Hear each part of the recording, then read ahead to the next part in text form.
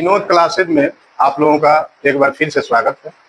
आज हम लोग आधुनिक भारत के इतिहास का अध्ययन करेंगे। तो सबसे पहले जो है आधुनिक भारत का इतिहास कब से प्रारंभ होता है इसके बारे में हम लोग जान लें।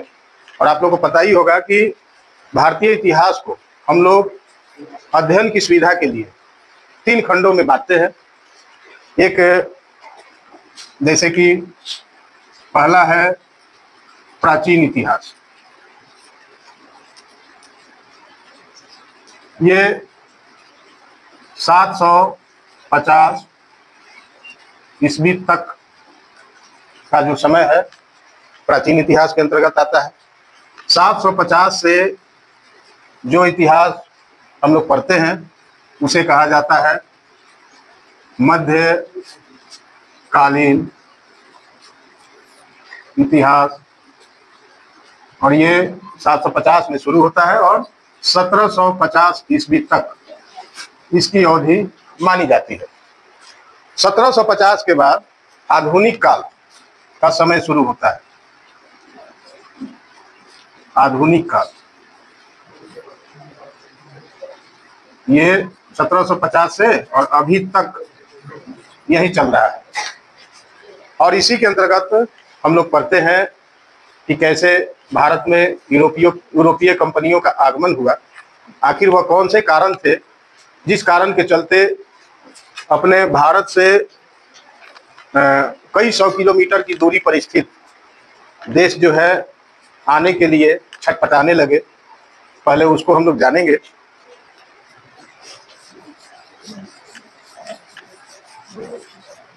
देखिए, भारत में यूरोपीय कंपनियों का आगमन जब हम लोग पढ़ते हैं तो सबसे पहले थोड़ा सा हम लोग बैकग्राउंड में जाएं। बैकग्राउंड से मतलब ये है कि यूरोपीय जो देश है क्या भारत से उनका संपर्क शुरू से था? प्रत्यक्ष रूप से नहीं था, डायरेक्ट रूप से नहीं था, लेकिन इनडायरेक्ट रूप से यूरोप के व्यापारी जो है हम लोगों से जुड़े हुए थे। और भारत का व्यापार जो है, जब हम लोग प्राचीन इतिहास पढ़ते हैं तो प्राचीन इतिहास में भी हम लोगों ने देखा है सिंधु घाटी सभ्यता में, यहाँ गुजरात में एक जगह था जिसकी खोज हुई बाद में चल करके, उसका नाम था लोथल। क्या नाम था?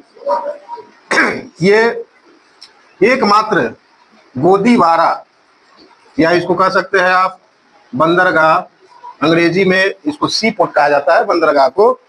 तो यह स्थल प्राप्त हुआ था यही गुजरात में, समुद्र के किनारे ये स्थान स्थित है। और आखिर कैसे पता चला कि लोथल से व्यापारिक संबंध था अन्य देशों का? जैसे इधर इराक ईरान में मेसोपोटामिया की सभ्यता थी, इधर अफ्रीका में इधर आ जाए तो इधर मिस्र की सभ्यता थी। तो भारत का व्यापारिक संबंध लोथल बंदरगाह से होते हुए ये आपका इराक ईरान, जहाँ मेसोपोटामिया की सभ्यता उस समय में थी और यहाँ नील नदी की सभ्यता मिस्र में थी, तो इनसे अपना भारत व्यापार से जुड़ा हुआ था प्राचीन समय में। ये सब हम लोग पढ़ते हैं। क्योंकि ये पता कैसे चला कि लोथल में बहुत सारे विदेशी मोहरें प्राप्त हुई और इससे इतिहासकारों ने, पुरातत्ववेताओं ने उन मोहरों का अध्ययन किया और इससे एक अनुमान लगाया गया कि भारत का व्यापारिक संबंध प्राचीन काल में भी, यानी सिंधु घाटी सभ्यता के समय में भी विदेशों से थी। मध्यकालीन जब भारत हम लोग पढ़ते हैं तो चूंकि मध्यकालीन भारत में मुस्लिम शासकों का या इस्लाम भारत आता है। मध्यकाल में हम लोग पढ़ते हैं 712 में सिंध प्रांत पर पहली बार विजय प्राप्त करता है। उस व्यक्ति का नाम था मोहम्मद बिन कासिम। और वहां से लगातार जो है इस्लाम के लोगों का आगमन भारत में शुरू होता है। पहले अरबी लोगों का आगमन हुआ, उसके बाद तुर्क लोग आए, अफगान आए और बारी बारी से सबने इस देश पर जो है अपना शासन स्थापित किया। तो जब अरबों का आगमन हो गया, अरबों के आगमन के बाद जो है भारत से अरब के क्षेत्रों में व्यापार कार्य में बहुत तेजी आई। और ये व्यापारी जो अरब के व्यापारी थे भारत से सामान लेकर के जाते थे और उन सामानों को जो है यूरोप के बाजार में ले जाते थे। देखिए, ये भूमध्य सागर है। भूमध्य सागर, जैसे मान लीजिए भारत से सामान लेकर के चले, ये कुछ देश हैं जो हमने बनाया है आपकी सुविधा के लिए। जैसे कि अपने देश में ये पाकिस्तान बगल में है। पाकिस्तान यदि तत्कालीन समय की हम लोग बात करेंगे तो पाकिस्तान अपने भारत का ही अंग था। पाकिस्तान के बगल में आपका अफगानिस्तान है, देखिए क्रम से हमने नाम भी लिख दिया है। और अफगानिस्तान के इस साइड में आप देखें तो ये है ईरान, ये ईरान है। और ईरान के बगल में ही फारस की खाड़ी है और इसके बाद अरब आ जाता है, अरब प्रायद्वीप। फिर इधर छोटा सा एक देश है जो क्षेत्रफल में कम है, उसका नाम है इराक। और ईरान और इराक से सटा हुआ ये जो देश है इसको हम लोग तुर्की या टर्की के नाम से हम लोग जानते हैं। ये अंतिम छोर है यूरोप और एशिया का, ये सीमावर्ती देश है। टर्की के बाद यानी तुर्की के बाद आपको एक जल संधि मिलती है जिसको हमने कभी क्लास में पढ़ाया था। ये यहाँ जल संधि है।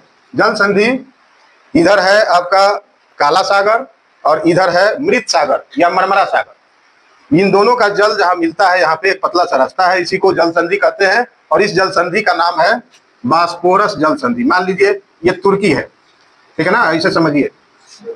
ये इधर यूरोप वाला इलाका है, ये है ना यूरोप का इलाका है। बीच में नक्शा में आप देख रहे हैं जल संधि, ये है काला सागर, इधर काला सागर। और इधर जो सागर है उसका नाम है मृत सागर या मरमरा सागर, है ना, मृत सागर या मरमरा सागर। ये दोनों का जल जो है मिलता है तो एक जल संधि बनती है और उस जल संधि का नाम है बास्पोरस जल संधि।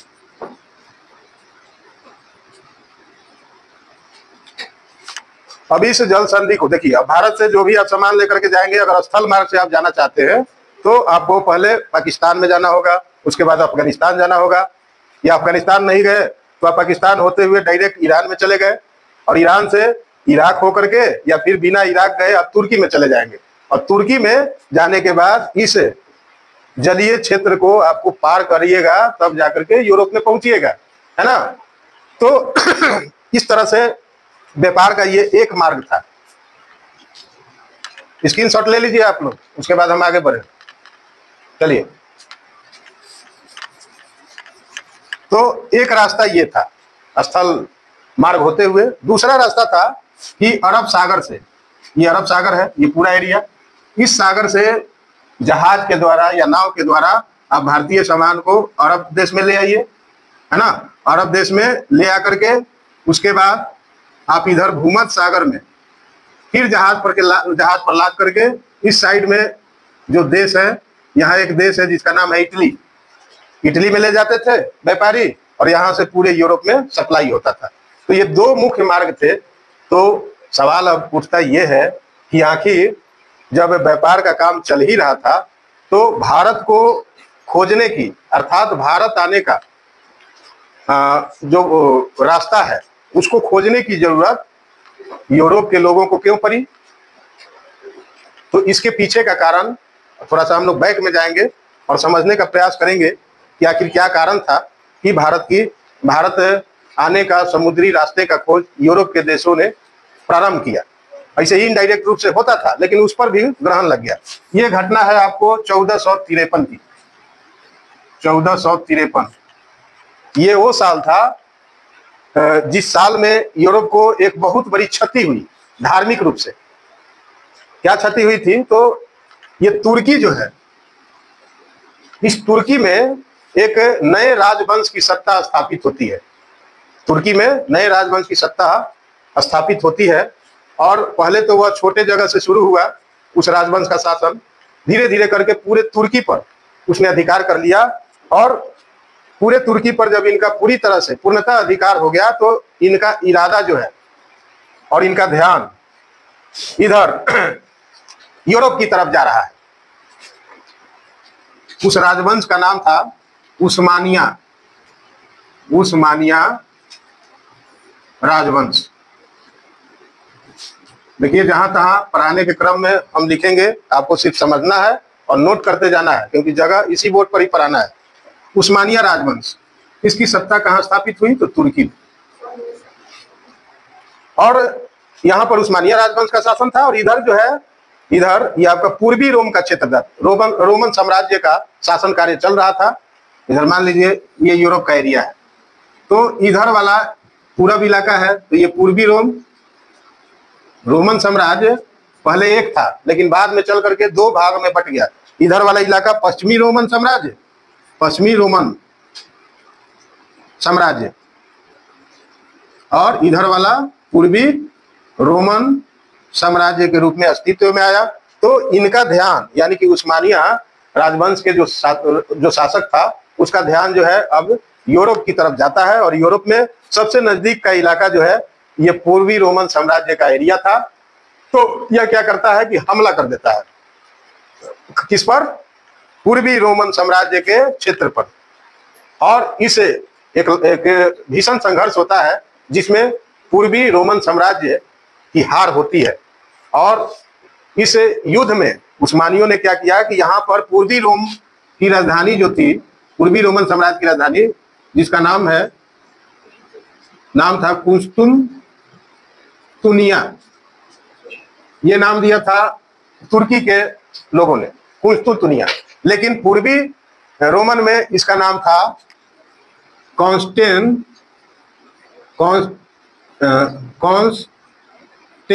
चलो यहां लिख देते हैं, इसको मिटा देते हैं।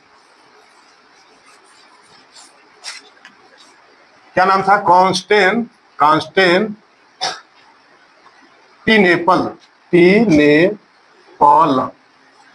कांस्टेंटिनेपल, ये राजधानी थी। किसकी राजधानी थी? पूर्वी रोम का, पूर्वी रोमन साम्राज्य का। इसी को नाम दिया तुर्की के लोगों ने कुंस्तुनतुनिया।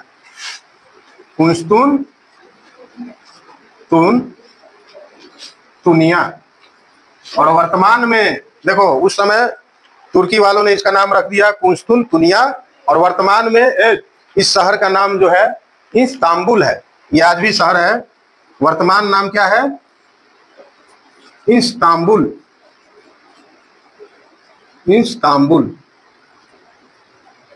ये बहुत सारे जो आपकी बीपीएससी, यूपीएससी, एसएससी, रेलवे की परीक्षा में ये प्रश्न पूछा गया है कि कुंस्तुनतुनिया का वर्तमान में नाम क्या है।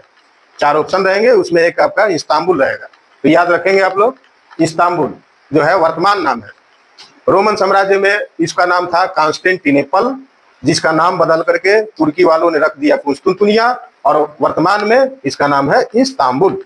तो इस तरह से रोमन साम्राज्य की जो राजधानी थी, जिसका नाम है कुंस्तुनतुनिया, उस पर उस्मानियों का नियंत्रण हो गया, अधिकार हो गया। और यही सबसे बड़ा कारण बना यूरोपीय देशों को समुद्र के रास्ते भारत आने का रास्ता खोजने का सबसे बड़ा कारण यही था। क्योंकि जब यूरोप के इस हिस्से पर इनका अधिकार हो जाता है, तो ये क्या करते हैं, ये व्यापार अपने अनुसार चलाने का प्रयास करते हैं। मतलब इधर के जो व्यापारी आते हैं सामान लेने के लिए, अब ये इतना ना अधिक टैक्स लाद देते हैं, इतना अधिक टैक्स लगा दिए कि व्यापारियों को यहाँ ले जाकर के सामान बेचने में बहुत ज्यादा मुनाफा नहीं होता था, उनको नुकसान ही होता था। तो लगभग ये रास्ता ब्लॉक हो गया, बंद हो गया। जब फायदा ही नहीं होगा तो व्यापारी व्यापार करना बंद कर देंगे। और दूसरा देखो, ये तो एक मार्ग ये था जो कि उस्मानियों के नियंत्रण में जब ये रास्ता आ गया, तो उन्होंने इतना अधिक टैक्स लाद दिया कि व्यापारियों को अब अपना मूड बदलना पड़ा। एक रास्ता और था, इधर आप स्थल मार्ग से, या फिर एक रास्ता ये था कि यहाँ समुद्र के रास्ते अरब सागर से डायरेक्ट यहाँ पहुंचा जाए अरब में, और अरब से भूमध्य सागर को पार करके इधर यूरोप के देशों में सामान को पहुंचाया जाए। तो अब इधर का जब रास्ता बंद हो गया, तो अरब वालों का भाव बढ़ गया। अब इन्होंने भी बहुत ज्यादा टैक्स बढ़ा दिया, क्योंकि अब सारे व्यापारी इधर से इस मार्ग से व्यापार करना चाहते थे और जाने लगे व्यापार करने के लिए। तो इनका भी टैक्स बहुत अधिक हो गया, हाई हो गया। अब लगभग ये दोनों रास्ते बंद हो गए।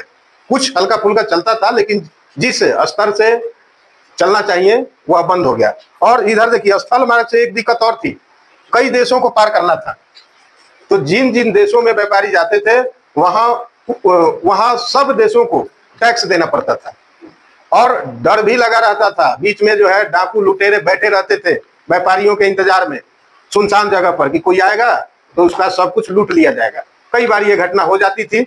और एक दिक्कत और था कि ये देखिए, अफगानिस्तान जो है पहाड़ियों का देश है और यहाँ रास्ते बहुत कम है ना, दुर्गम क्षेत्र है, दुर्गम पहाड़ियां हैं, कुछ दर्रे हैं जिन दर्रों के सहारे ये व्यापारी सामान लेकर के दूसरे देश में जाया करते थे, जैसे गोमल दर्रा है और भी बहुत सारे दर्रे हैं अफगानिस्तान में। तो इस रास्ते जो है ये जाया करते थे।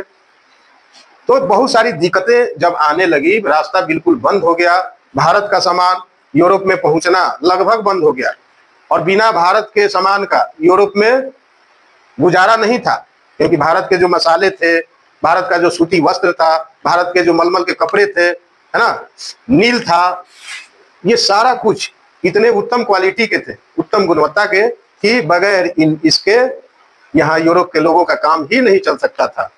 तब उनका दिमाग ठनका, उनकी सोच जो है आई कि किसी न किसी तरीके से भारत जाने का मार्ग जो है खोजना जरूरी है। इन देशों के सहारे हम लोग कब तक बैठेंगे। तब पहली बार यूरोप में दो देशों, देखिए ये है पुर्तगाल और ये है स्पेन, दोनों सटे हुए देश हैं और दोनों अटलांटिक महासागर के किनारे हैं। ये पूरा अटलांटिक महासागर का इलाका है और यहाँ चूंकि अटलांटिक महासागर के किनारे पर स्थित दोनों देश हैं, तो जाहिर है कि समुद्र के किनारे जो देश या जो शहर स्थित होता है तो उसका अधिकतर कारोबार जो है पानी में ही रहेगा। तो यहाँ पर क्या होता है कि बड़े बड़े जलयान बनने लगे थे, कहीं जाने आने के लिए जलयान बनाए जाने लगे थे। और यहाँ के जो राजा लोग थे, चाहे स्पेन का राजा था या फिर पुर्तगाल का राजा था, वह चाहता था कि नए नए जगह की तलाश की जाए। और नए नए जगह से तात्पर्य ये था कि उनको पता था कि भारत को खोजना जरूरी है, भारत जाने का मार्ग खोजना जरूरी है। ये काम बड़ा मुश्किल है क्योंकि समुद्र के रास्ते खोजना है, तो ये थोड़ा दिक्कत वाला काम है, लेकिन हम लोगों को प्रयास करना पड़ेगा। तो आगे की कक्षा में हम बताएंगे किस तरह से पुर्तगाल और स्पेन दोनों में एक प्रतियोगिता होती है अलग अलग देशों को खोजने की, भारत आने के मार्ग का पता करने की। इस क्लास में इतना ही रहने दिया जाए और अगले कक्षा में उसको हम लोग जारी रखेंगे। तो तब तक के लिए आपका बहुत बहुत धन्यवाद।